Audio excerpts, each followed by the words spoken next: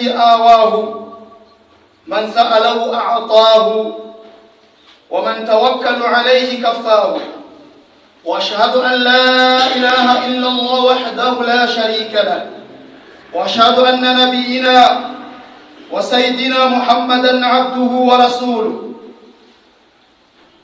اللهم صل وسلم وبارك عليه وعلى آله وأصحابه ومن سار بسيرته إلى يوم يبعثون. وبعد، يا أيها الناس أوصيكم وأوصي نفسي بتقوى الله عز وجل فقد فاز المتقون الطائعون، كما قال سبحانه بعد استعاذ البسملة: يا أيها الذين آمنوا اتقوا الله حق تقاته ولا تموتن إلا وأنتم مسلمون. وقال سبحانه: يا أيها الناس اتقوا ربكم الذي خلقكم من نفس واحدة وخلق منها زوجها وبث منهما رجالا كثيرا ونساء واتقوا الله الذي تساءلون به والأرحام إن الله كان عليكم رقيبا. وقال سبحانه: يا أيها الذين آمنوا اتقوا الله حق تقاته ولا تموتن إلا وأنتم مسلمون.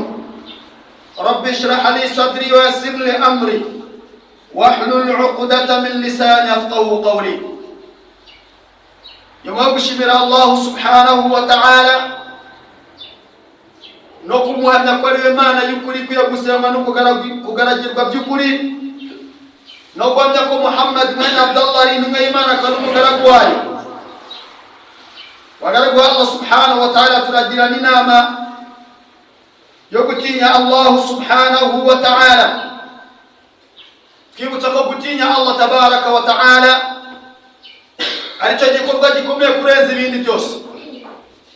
Iyo havuga gutinya Allah subhanahu wa ta'ala, bavandimwe, bitandukanye no gutinya inyamaswa cyangwa se undi muntu umubisha w'umugome, kuko gutinya Allah subhanahu wa ta'ala ni ukumwiyegereza dukora ibyo Allah tabaraka wa ta'ala yadutegetse kumukorera, kandi tukanareka ibyo yadutegetse kureka, ibyo tukabikora tubinyujije mu migenzo y'umwacu Muhammadin Imana Muhammad n'imigisha. Uko niko gutinya Allah subhanahu wa ta'ala. وقال الله سبحانه وتعالى: اتقوا الله تعالى حق تقوى. نبجينا من gutinya Allah subhanahu wa ta'ala ukuri ko kumutinya, ukatinya Allah subhanahu wa ta'ala yihaba ahagaragara nahihishe, aho wakuzi naho watakuzi, uri wenyine kumwe n'abandi, uzaramwe no gutinya Allah subhanahu wa ta'ala haythu ma kunta, aho uzaba uri hose. Uzazirikane ko wowe niba utareba Allah subhanahu wa ta'ala, umenye ko Allah tabaraka wa ta'ala kureba, bityo uzaramwe no gutinya Allah subhanahu wa ta'ala.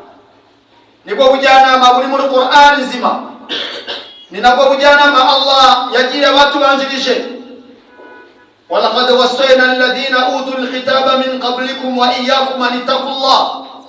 Allah titwagira inama abahawe igitabo mbere yanyu ndetse namugani yuko mugomba gutinya Allah subhanahu wa ta'ala. Izi nizo nama za Allah, nazo nama za Muhammad sallallahu alaihi wasallam kuri umma yatumyeho.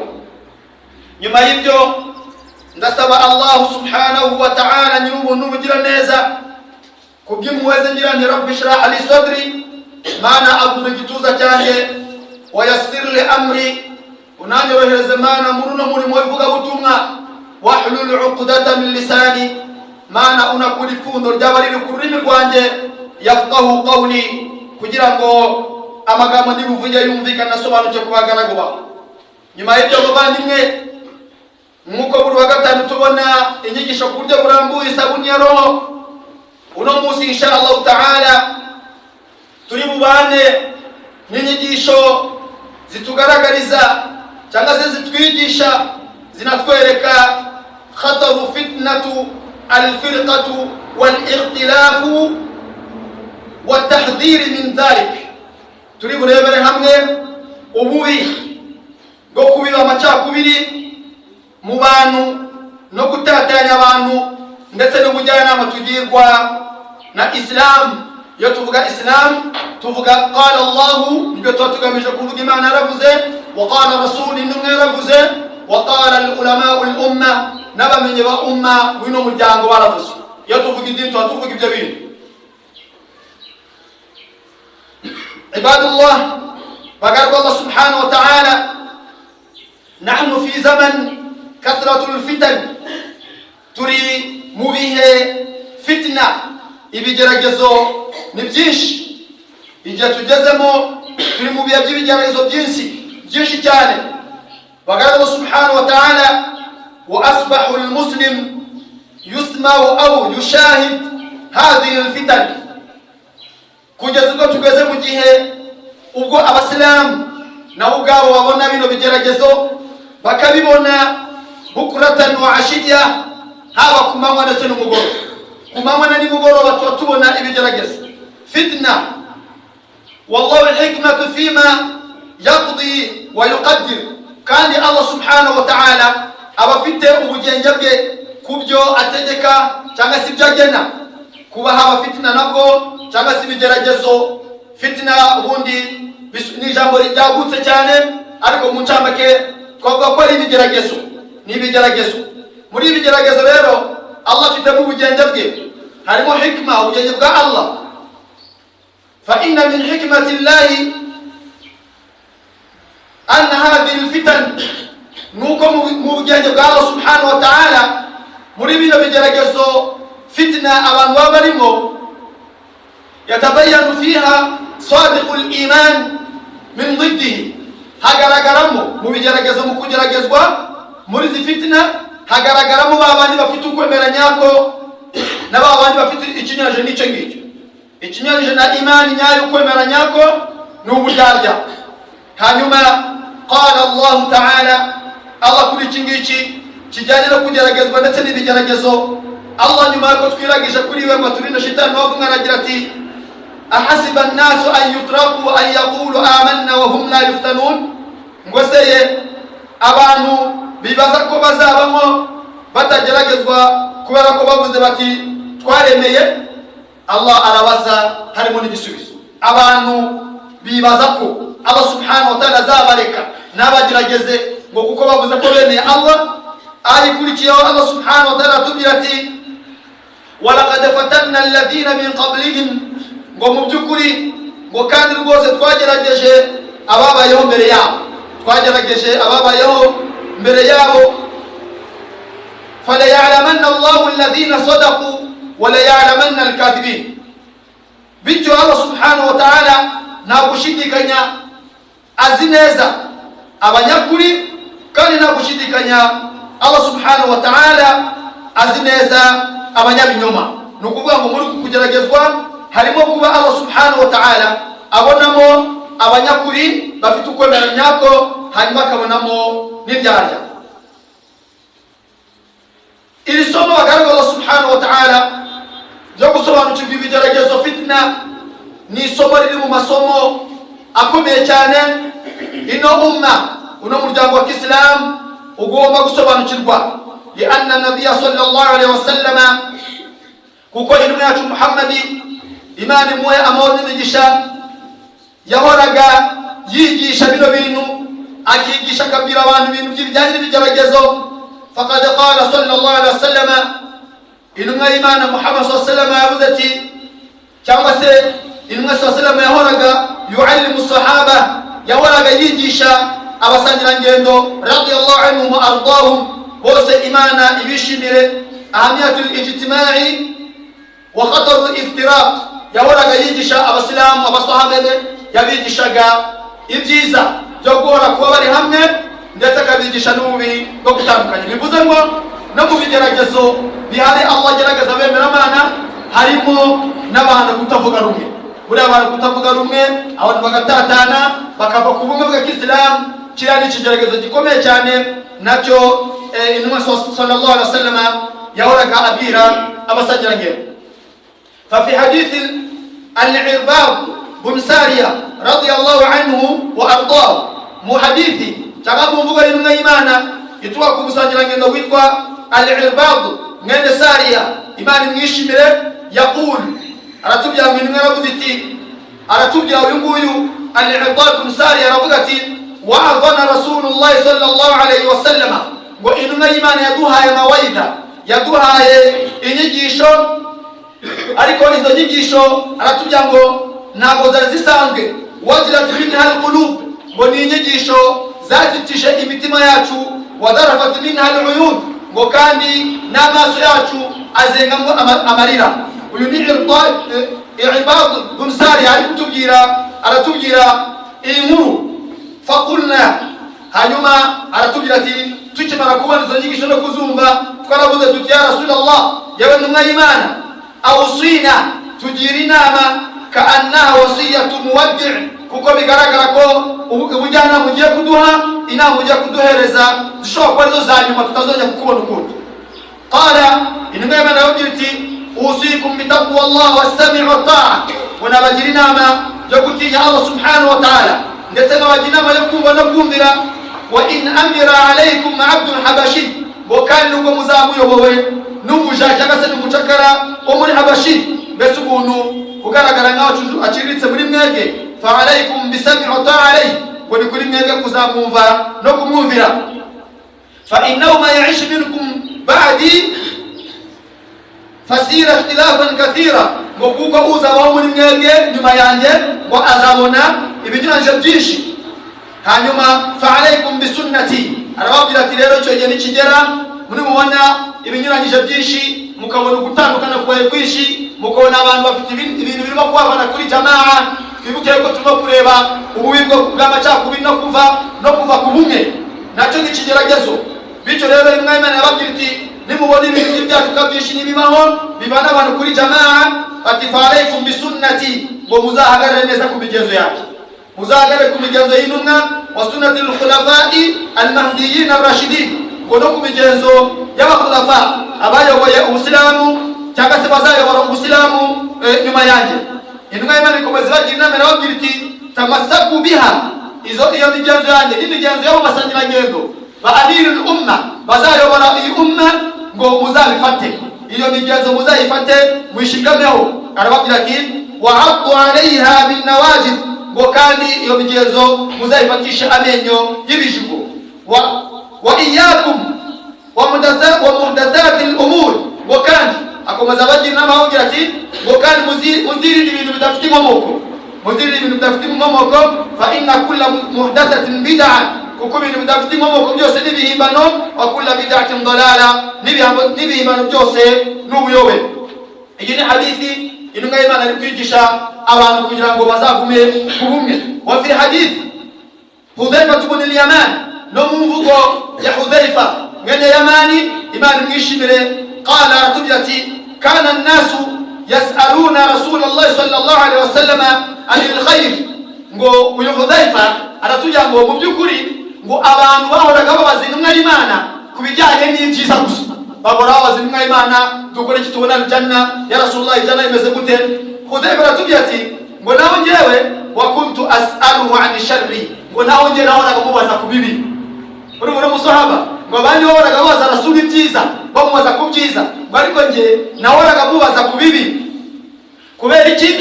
Mukhafatan an yudrikani, ngo mfite ubwoba ntinya yuko ntazabigwamo cyangwa byazangeraho. Ni ukuvuga ngo abandi babaza ku byiza, ariko Hudhayfa ibn al-Yaman radiyallahu anhu we akabaza ku bibi kugira ngo abimenye hato atazagira gute, atazabigwamo. Bityo rero faqultu, muri ko kubaza kwe ku bibi yabashije Rasulullah ati ya Rasulullah, yewe ntumwa y'Imana, yewe ntumwa y'Imana. Hudhayfa arimo kubaza intumwa y'Imana iti ya Rasulullah, yewe ntumwa y'Imana, inna kunna fi jahiliyyati wa sharr, ngo twebwe mu by'ukuri twari turi mu bujiji no mu bibi. Aravuga ati faja'ana Allah bihadha al-khayr, ngo Allah subhanahu wa ta'ala aduha ibintu byiza. Hudhayfa yavugaga n'ubusilamu, ngo twebwe mu bujiji twari turi mu bibi, turi mu buzima bubi, ariko Allah aduha iki cyiza cyangwa aduha ibi byiza, ari ubusilamu. Aduhereza iki? Aduha kuba abasilamu. Aramubaza ati hal ba'da hadha al-khayr sharr? Hudhayfa abaza intumwa y'Imana ati ya Rasulullah, nyuma y'iki cyiza Imana yaduhaye cyo kuba yaduhaye ubusilamu, hari ikibi cyazakurikiraho? Hari ikibi kizakurikiraho? Qala, intumwa iravuga iti na'am, yego nyuma y'iki cyiza Allah yabahaye cy'ubusilamu hari ikibi kizakurikiraho. Faqultu, Hudhaifa akomeza atubwira ati munaravuze ni hal ba'da dhalika sharri min khairi, ngo ese ngo birashoboka ko nyuma y'icyo kibi kizaza hari ikiza kizakurikiraho? Qala, intumwa aravuga ati na'am, yego. Wa fihi dakhnu, aramubwira ati amubwira n'iryo jambo ngo wa fihi dakhnu. Hanyuma Hudhaifa iryo jambo Rasul yavuze ntabwo arisobanukiwe. Qultu, aramubaza ati wa ma dakhnu, ese iryo jambo dakhnu shatse kuvuga iki? Qala, Rasul aramubwira ati ngo mu bibi bizakurikiraho qawmun yastannawna bighayri sunnati, ngo hazabaho abantu bazabaho batari ku migezo y'intumwa, babaho batari kuri sunna.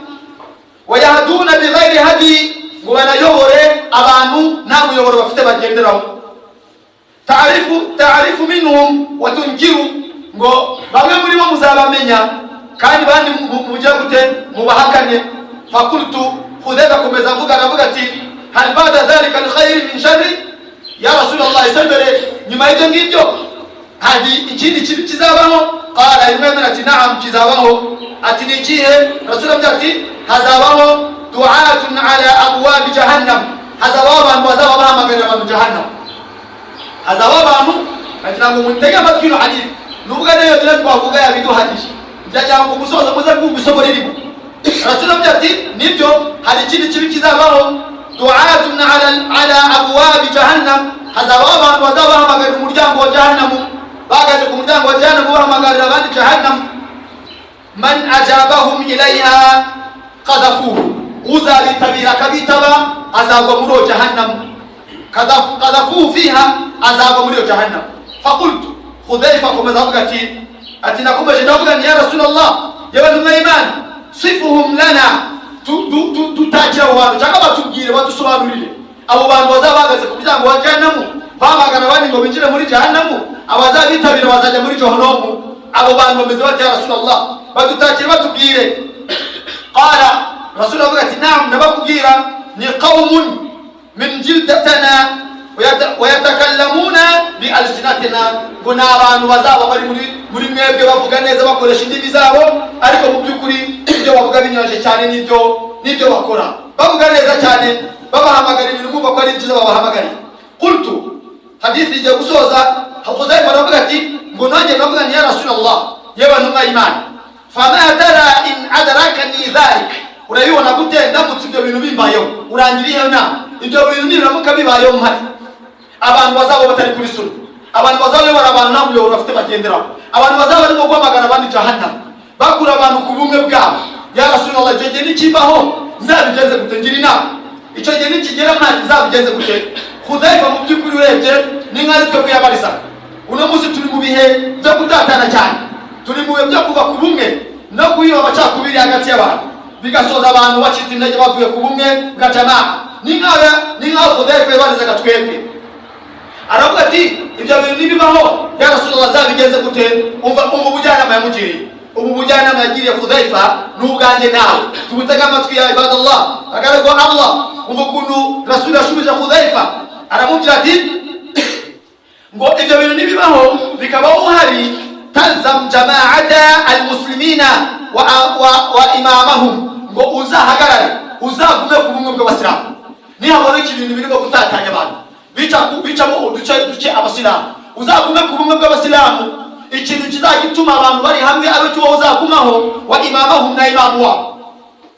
Uzagume kuki? Ku bumwe bw'abasilamu no kuri babandi bafite imam. Hanyuma faqultu, ikibazo cya nyuma Hudhaifa yabaje bavuga ati none se ya Rasulullah, Hudhaifa ati ngo nabonye bavuga ni fa in lam takun lahum jama'atun wala imam. Hudhaifa aravuga ati ya Rasulullah, ese abo bantu bo nibazaba bari badafite ubumwe, badafite na imam na muyobozi bafite, nzabigenze ne? Umva amagambo yamubye aremereye, aramubwira ati fa'tazil tilka alfirqa kullaha, ngo uzirinde amatsinda yose, uzirinde ayo matsinda yose, udutsiko twose tuba twacikacitse mu duce twita abasilamu, ngo twose uzatwirinde. hanyuma arakomeza avuga ati walau anta adha ala asli shajar, ngo kandi nubwo byaba ngombwa yuko ushinga amenyo yawe ku giti, hatta yudrikaka al-mautu wa anta ala dhalik, ngo kabone nubwo ngo cyamaze kugeza ubwo urupfu ruzagusanga ugishiza amenyo kuri cya giti. Hano twabonye ko umutwe wa hutuba yacu ari ububi bw'amacakubiri mu bantu. Ni ukuvuga ngo niyabone iki kintu gituma wowe n'abasilamu mukikagurika mw'iki, wowe uzagira gute? Uzagume ku bantu bafite ubumwe kandi bari kuri imamu umwe. Abadafite imamu uzabirinde.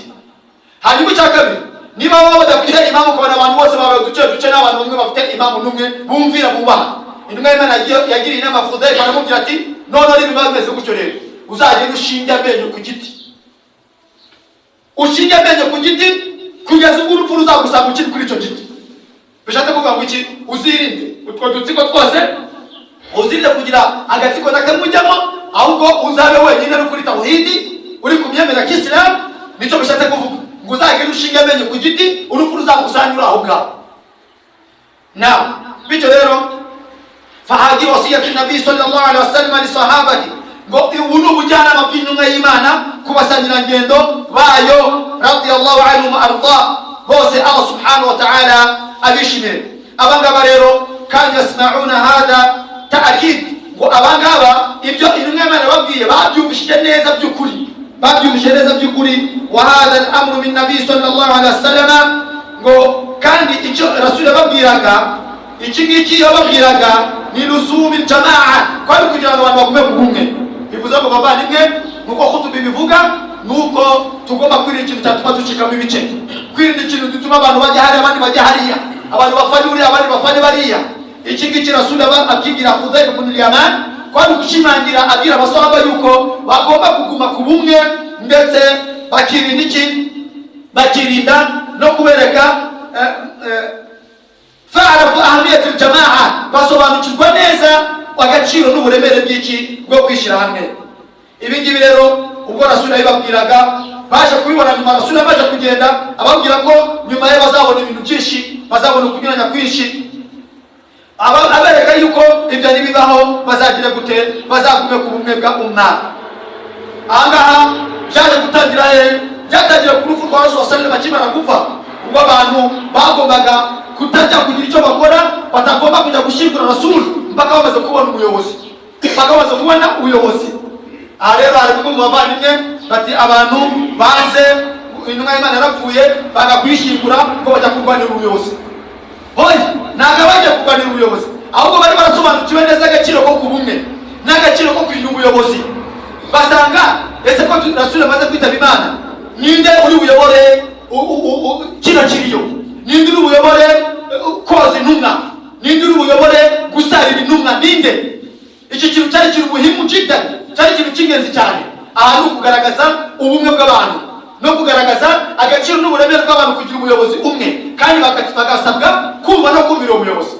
Ntabwo rero hari bamwe mu bavandimwe muri twa dutsiko nyine tuvuga bavuga bati aba bagubage na Umar la'natullahi alayhim, ngo Imana ibalahi bavume abangaba. Rasul akimara gupfa kukareka kuntu bari banyoteye ubuyobozi, batangiye kujya kurwanira ubuyobozi no kubugabagabana. La subhanallah, ntabwo ari gutyo bimeze.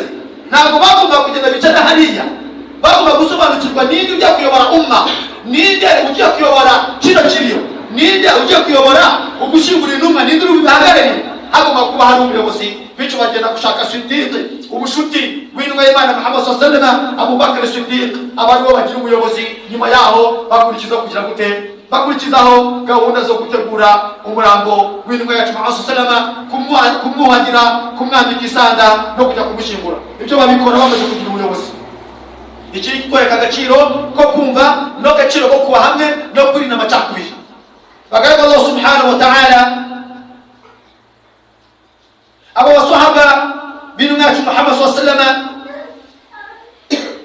وقد تبين لهم رضي الله عنهم وارضاهم baranasobanukiwe neza ahamiyatu hadha al-amr, agaciro k'iki kintu cyo kudacika mu ibice no kuguma kuri jamaa. Hanyuma ibi babisobanukiwe ryari? hinama hasala alladhi hasala fi ahdi Uthman ibn Affan radiyallahu anhu, nabwo baje kumenya agaciro k'ibyo Imana yabigishije byo kuguma ku bumwe no kuguma kuri jamaa no kwirinda gutatana babonye uburemere bwabyo igihe habaye ikigeragezo ibyabaye mu gihe cya Uthman ibn Affan. Uthman ibn Affan bakimara kumwica hakabaho ikigeragezo gikomeye cyane. Uthman ibn Affan hakaba abantu bishwe al-Khawarij n'abantu biyoboye ku buyobozi bivana ku buyobozi kuba no kubura byigomekaho. Hanyuma amaze kuryorokaho ikindi gisa kirekire habaye ikibazo kiri hagati ya Ali azamo na Aisha azamo, kiba ikibazo gikomeye cyane kubera abantu bagize gute biyoboye ku buyobozi. Bamwe bavuga bati tugomba kumenya impamvu ni bandi bamwishe twihorera, abandi bati ibyo ntabwo bikwiriye dore kuri bikwiriye n'ibi ngibi batibona kuturi bukumvire. Biva mu kibazo gikomeye cyane cyuko abantu bavuye ku bumwe bava kukumvira ubuyobozi bisoza abantu bagiye muri fitina mu kigeragezo gikomeye cyane. Bagaraho subhanahu wa ta'ala tukomeza tuvuga tuti inna man yad'u ila al-firqa, umuntu uhamagarira abantu amacakubiri, umuntu uhamagarira abantu gucika bw'ibice bil qawl, yakoresha imvugo ye au bil fi'l, yakoresha ibikorwa au cyangwa se bihamli silaha, akaba yabikoresha afasha yitwaje intwaro, cyangwa se agakoresha ubundi buryo bwose bushoboka bwo kugira ngo azanye amacakubiri mu bantu, acemo abantu bice.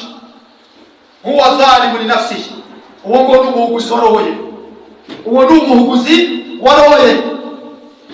Qad itba'a ghayri sabili mu'minin, uwo ngo azaba yakurikiza ibitari y'abemeramana. Wallahu azza wa jalla yaqul, Allah subhanahu wa ta'ala y'icyubahiro aravuga ati ومن يشاقق الرسول من بعد ما تبين له الهدى, muna wa wundi uzanyuranya n'intumwa y'Imana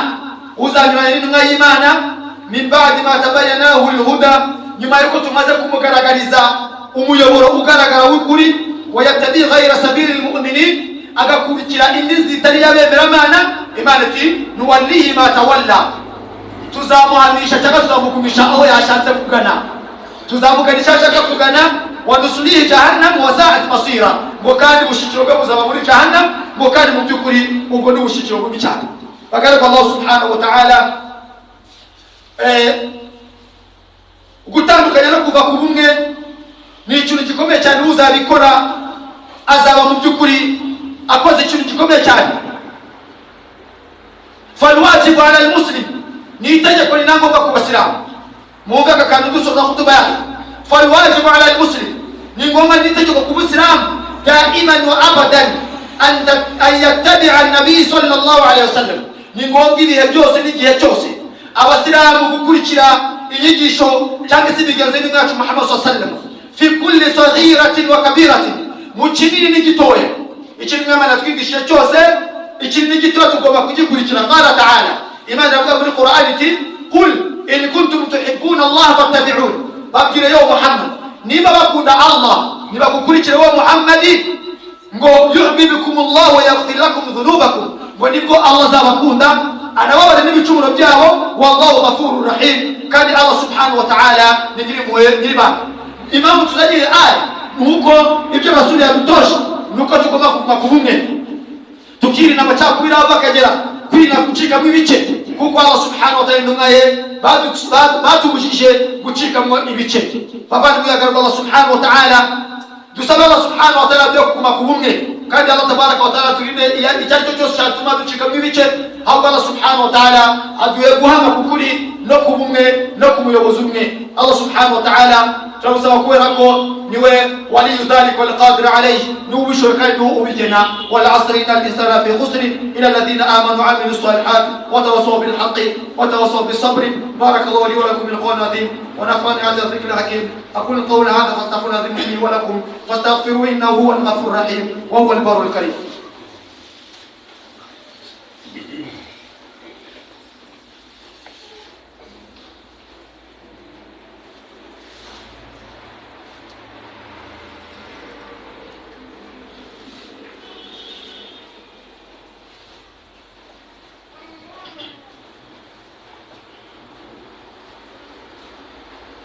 إن الحمد لله نحمد ونستعين ونستغفر ونسترشد ونستهديه ونعوذ بالله من شرور أنفسنا ومن سيئات أعمالنا من يهده الله فلا مضل له ومن يضلل فلن تجد له وليا مرشدا واشهد ان لا اله الا الله وحده لا شريك له واشهد ان محمدا عبده ورسوله. عباد الله، اوصيكم واوصي نفسي مره ثانيه بتقوى الله عز وجل فان طاعته اقوم واقوى وتزودوا فان خير زاد التقوى. nongeye gushimira Allah nsabira Muhammad amaro n'imigisha bavandimwe nongeye kubagirira mu bugira kabiri nihereyeho yuko tugomba kugandukira no gutinya Allah subhanahu wa ta'ala. Gutinya Allah nicyo gikorwa gikomeye kurenza ibindi byose. Bagaraga Allah subhanahu wa ta'ala, turimo turaganira ububi bw'amacakubiri mu bantu no kuvana abantu ku bumwe. Hanyuma falyahdharu al-'abdu an yukhalifa amri nabi sallallahu alaihi wasallam. Umugaragu wa Allah arajya intege itondere kunyuranya nicyo intumwa y'Imana twigishije sallallahu alaihi wasallam. Imana mwamoro n'imigisha atwigishira kuguma ku bumwe. Haifu yaqul aratubwira rasulu atubwira ati inna ahla alkitabaini iftaraku fi dinihim ala 72 milla. Aratubwira rasulu inongo kwitubwira nukugira ngo twirinde kuba twagwa natwe kumera nk'aba bantu. Nicyo somo ririmo. Aratubwira ati inna ahla alkitabaini, ngo mu by'ukuri abantu bahawe igitabo bw'ubwoko bw'ishanga babiri bushaka kuvuga abayahudi n'abaswara.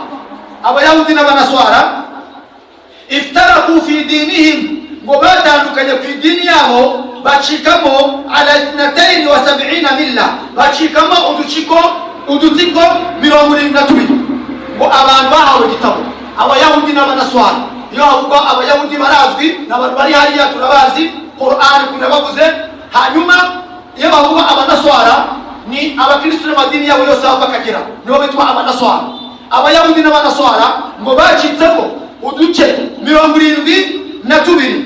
wa inna hadhihi al-umma mukani n'uyu muryango wanjye sataftariqu ala 73 milla, ngo n'uyu muryango natumweho ngo nawe uzacikamo uduce 73. abatubanjirije abahawe igitabo ngo bashitsemo udutsiko 72. ngo iyi umma ni Muhammad wabivuze, ngo iyi umma ngo twebwe tuzacikamo uduce 73. umva kulluha fi nar illa wahida, ngo utwo dutsiko twose tuzajya mu muriro kamwe. utwo dutsiko twose tuzajya mu muriro illa wahida, muretse kamwe. wa hiya al-jamaa, ngo ni babandi bari ku bumwe. akazarokoka kajya muri aljanna ni kandi kari ku bumwe, kari kuri jamaa. ako ngako niko kazarokoka kakajya muri aljanna. ahlus sunna wal jamaa, abari ku migenzo y'intumwa y'Imana sallallahu bari no ku bumwe. Bagaraga Allah subhanahu wa ta'ala gutandukanya n'ibibi. والحديث في ضرر الفرق أو في ضرر الفرق. نحديث zivuga ku bubi bwo gutatana kathira ni nyinshi cyane, ariko nanone ntabwo intumwa y'Imana sallallahu yahwemye no kutugaragariza adamu uquba, ibihano bihambaye cyane. man yaf'al dhalika fil akhirah, uzakora ibyo ngibyo ku munsi w'imperuka. Hadithi intumwa y'Imana sallallahu ntabwo yigeze ireka, ntabwo yigeze ihwema kutwereka umuntu ibihano azabona bihambaye ku munsi w'imperuka. uhe wa wundi uzaba intandaro n'impamvu y'amacakubiri muri umma, uzaba impamvu y'amacakubiri muri umma ku buryo ubwo aribwo bwose, yaba gukoresha imvugo, yaba gukoresha ibikorwa, yaba gukoresha icyo wakoresha cyose kikaba impamvu y'uko abantu batatana bakaba ku bumwe bwabo ku munsi w'imperuka. Rasuli atubwiye ibihano uwo muntu azabona, ariko turibuza gusozerezaho inshallah. idhan bityo rero bavandimwe, inna man yas'a ila tafriqi al-umma, umuntu uzihutira agafata uburego mu kujya gutandukanya umma, akatandukanya ibituza by'abemeramana, akazanamo ibibazo by'amacakubiri n'umwijyane no kutavuga rumwe, yakoresha qawl, yakoresha imvugo, yakoresha ibikorwa, yakoresha kwitwaza intwaro. uyu nguyu cyangwa ikintu cyose cyagaragara yakwifashisha agacamo abasilamu bice agatandukanya abasilamu. Uyu nguyu ku munsi w'imperuka intumwa yaratubwiye ati nk'uko Qur'ani bivuga ngo azaza yawm al-qiyamah ku munsi w'imperuka wafite uburanga bisiwadi wajhi, azaba afite uburanga bwirabura ku munsi w'imperuka. Ibi muri Qur'ani, buri muri Qur'ani igitabo cya Allah subhanahu wa ta'ala, lianna Allah azza wa jalla yaqul, kuko Allah subhanahu wa ta'ala aravuga muri Qur'an, ini suratu Al-Imran, Allah aratubwira ati wala takunu kalladhina tafarraqu wa ikhtalafu min ba'di ma ja'ahum al-bayyinat wa ulaika lahum 'adhabun 'adhim. Allah atubwira ati muramenye wa takunu kalladhina tafarraqu wa ikhtalafu, nimuzabe nk'abandi batandukanye bagatatana nyuma yuko bagezweho min ba'di ma ja'ahum al-bayyinat, nyuma yuko bagezweho n'ukuri kugaragara. Bagezweho n'ukuri kugaragara ariko stili baratandukana, bava ku bumwe baratatana. Imana bajya muramenye nimuzamene nk'abo ngabo. Wa ulaika lahum 'adhabun 'adhim, ngo kandi abo ngabo nibo bazabona ibihano bihambaye. Adhabun 'adhim, ibihano bihambaye. Yawma tabyaddu wujuhu wa taswaddu wujuh, umunsi uburanga bumwe buzabubengerana ubundi bwirabura. Hano ino aya tutafika naisoza hano qala ibn Abbas radiyallahu anhu, Qur'ani rimwe na rimwe wowe ntabwo bisobanukirwa udasomye ni aya cyangwa udasomye hadith cyangwa utagiye kuri al-mufassiruna al-Qur'an, abasobanuzi ba Qur'an, ahlul ilm, abantu bafite ubumenyi. Mu bantu bafite ubumenyi rero bwa mbere bwo gusoma Qur'an harimo ibn Abbas radiyallahu anhu, cyane ko na Rasul yari yamusabiye idua yabaye imamu. Ibn Abbas yabaye umuhanga cyane mu gusoma Qur'an. Ungakunda tubwira aho ngaho, aratubwira ibn Abbas radiyallahu anhuma, Imana imwishimire wenda se, aravuga ati tabayyadu wujuhu yawma tabyaddu wujuhu. Hano ngo umunsi buranga buzaba bubengerana, Ibn Abbas yasobanuye ngo ni ahlus sunna wal jamaa. Ya subhanallah, ngo bazaba Allah yaragamije kuvuga ngo yawma tabyaddu wujuhu, ngo umunsi buranga buzaba bubengerana. Ibn Abbas aravuga ngo Imana yarigamije kuvuga ahlus sunna wal jamaa, ngo n'abantu bazaba bari ku migenzo y'Imana, ngo kandi bari ku bumwe, nibo bazaba babengerana ku munsi w'imperuka. Hanyuma Ibn Abbas aratubwira ati wataswaddu wujuh, ngo n'ubundi buranga buzaba bwirabura. Ibn Abbas aravuga ngo ahlul bid'a wal firqa, ngo n'abantu bari ku bihimbano no ku dutsiko. Bavandimwe, umuntu wese uzifata akivana kuri jamaa amenye yuko uburanga bwe buzaba bwirabura ku munsi w'imperuka. N'umuntu uzagenda ku bintu by'ibihimbano bidafite inkomoko muri Qur'an cyangwa muri hadith, uwo ku munsi w'imperuka azaba ari afite uburanga bwirabura nk'uko aya bivuga, nk'uko Ibn Abbas abidusobanurira. Wa yaqulu sallallahu alaihi wasallam, intumwa y'Imana avuze ngo yadullah ma'al jamaa, ukuboko kw'Imana kuri kumwe n'abishize hamwe. Bavandimwe, mube hamwe, ntihagire ikintu kimwe kibatatanya.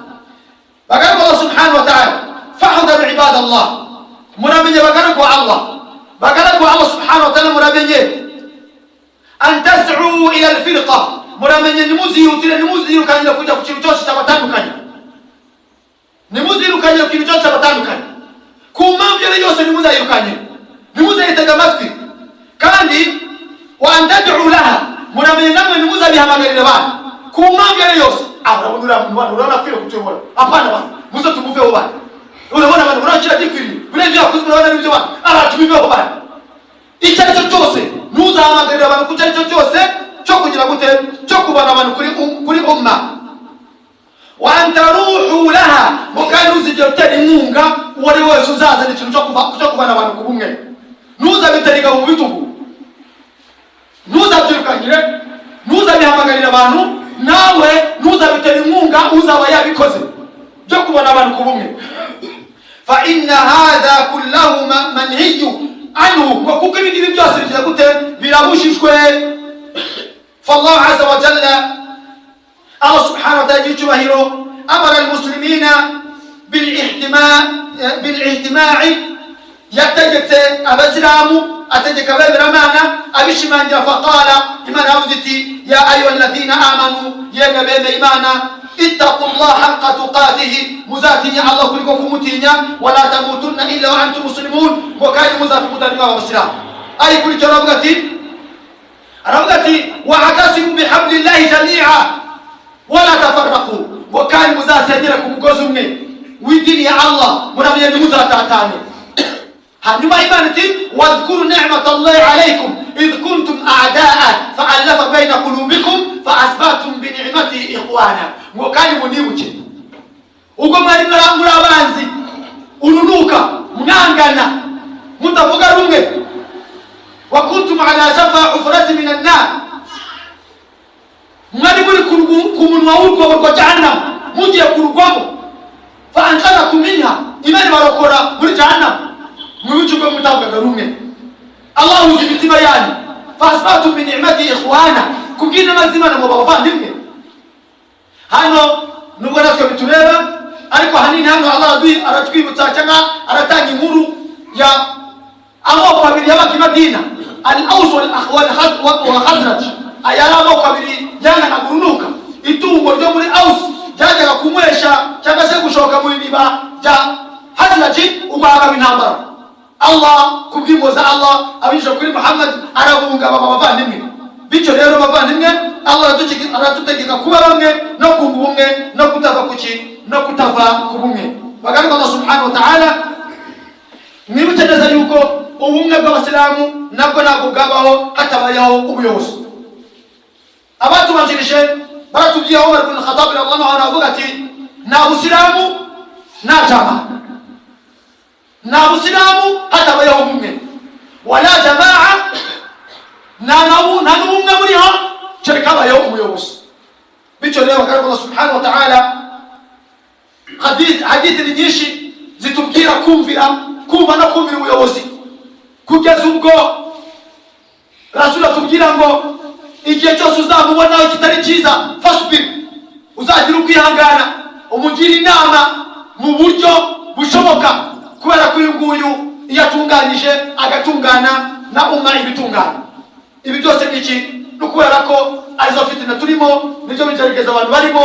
uyu ntabwo tumushaka kubera kuriya, ibi ntabwo bishoboka, uyu ntabwo atuyobora. intambara nk'izo zigatuma abantu bagira gute bacikamo ibice, mu gihe Allah n'intumwa ye batubujije gucikamo ibice. mu gusoza dusozera ku mvugo y'ubumenyi Imam Shafi'i. qala al-Imam Shafi'i rahimahullah, umumenyi witwa Shafi'i Imana mujirimu we aratubwira ati umva ino jambo dusozereje mu imamu kugira ngo twirinde fitina, twirinde ibigeragezo, twirinde amacakubiri, twirinde kuba twaba impamvu yuko abantu bacikamo ibice. fitina niza mwumvishe inama ya Rasul abwira uriya musahaba Hudhayfa ibn al-Yaman, amwe ati ntuzajya agatsiko kakamujyamo, uzajya ku gatsiko gafite ubumwe na imamu. bose niba batari ku bumwe ntuzajya agatsiko ujyamo, uzashinga iryinyo mbere shinga ku giti urupfu ruzagusanya aho ngaho. umva noneho unamumenye nawe inama yaduhaye. niyo vuko dusozereza aho khutba yake aravuga Imam Shafi'i Imana mujirimu aravuga ati inna lillahi ibadan futana. umva n'amagambo y'uno mumenyi ngo mu by'ukuri Allah subhanahu wa ta'ala afite abagaragu b'abanyabwenge. inna lillahi ibadan futana, ngo Allah afite abagaragu b'abanyabwenge. talaqu dunya wa khafu alfitana, ngo idunia isi baya itaraka ubundi ni ubutani. ariko bene bagambo ngo bitandukanyije n'isi wa khafu alfitana, ngo batinya ibigeragezo byo gucana ku kubiri, bwo guca mu macakubiri, bwo kujya mu dutsiko tsiko. barabitinya abo n'abagaragu b'Imana. ngo Imana ifite abagaragu b'abanyabwenge bitandukanyije n'isi, ngo hanyuma batinya fitina, batinya ibigeragezo by'amacakubiri. nazaru fiha, umukunda avuga ijambo rye amagambo y'ubwenge, ngo abo bagaragu b'Imana b'abanyabwenge nazaru fiha, ngo bitegereje isi barayireba. falamma alimu annaha laysat lihayyin watana, bamaze gusobanukirwa ko ibyo babona ku isi bitazaramba, ari ibintu bizarangira. ja'aluha lujatan, bahise bafata isi bayigereranya nk'inyanja ngari. abo nabo abagaragu b'Imana b'abanyabwenge ngo bahita bafata isi bayigira nk'inyanja ngari. wattakhadhu salihal a'mal fiha sufna, barangije bafata ibikorwa byiza babigira ubwato buzabambutsa ya nyanja.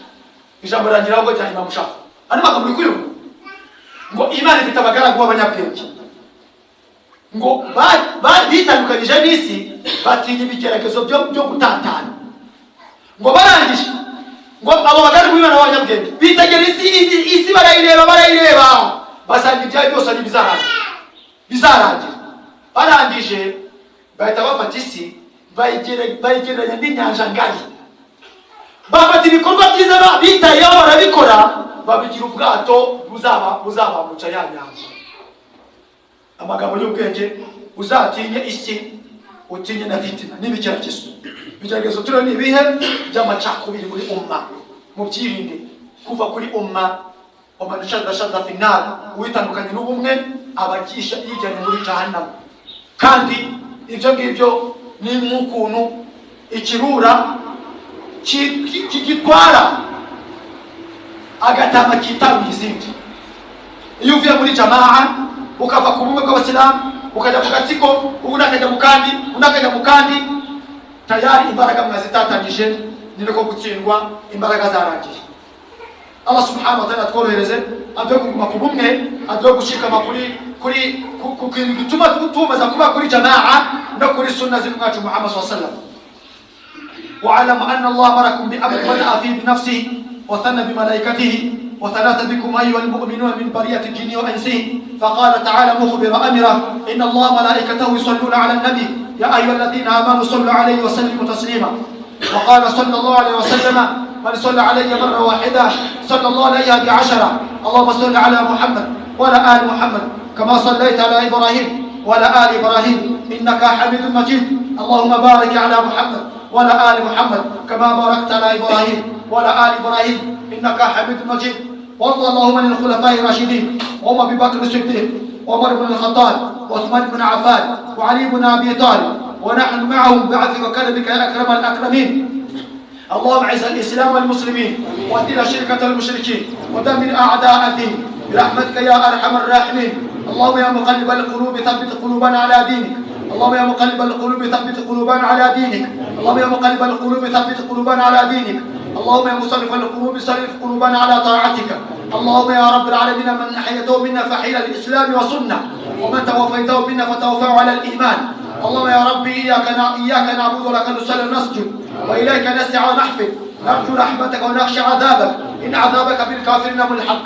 اللهم إنا نستعينك ونستغفرك ونثني عليك الخير ونؤمن بك ونكفرك ونخضع لك ونخلع من يكفرك برحمتك يا ذا الجلال والإكرام. اللهم ربنا آتنا في الدنيا حسنة وفي الآخرة حسنة وقنا عذاب النار. يا رب نسألك من خير ما سألك منه عبدك ونبيك محمد صلى الله عليه وسلم، ونعوذ بك من شر ما استعاذ منه عبدك ونبيك محمد صلى الله عليه وسلم. أنت المستعان وعليك البلاغ، ولا حول ولا قوة إلا بالله العلي العظيم. يا ربي يا الله نفوض أمرنا إليك يا رب العالمين، ولا حول لنا ولا قوة إلا بك يا ربي. نسألك كما أمرتنا فاستجب لنا كما وعدتنا، إنك ولي ذلك والقادر عليه. وصلى الله على حبيبنا المصطفى محمد وعلى آله وصحبه وسلم، والحمد لله رب العالمين. عباد الله، إن الله أمر بالعدل والإحسان وإيتاء ذي القربى وينهى عن الفحشاء والمنكر والبغي يعظكم لعلكم تذكرون. فاذكروا الله ذكركم وادعوه يستجب لكم، ولذكر الله أكبر، والله يعلم ما تصنعون. أقم الصلاة.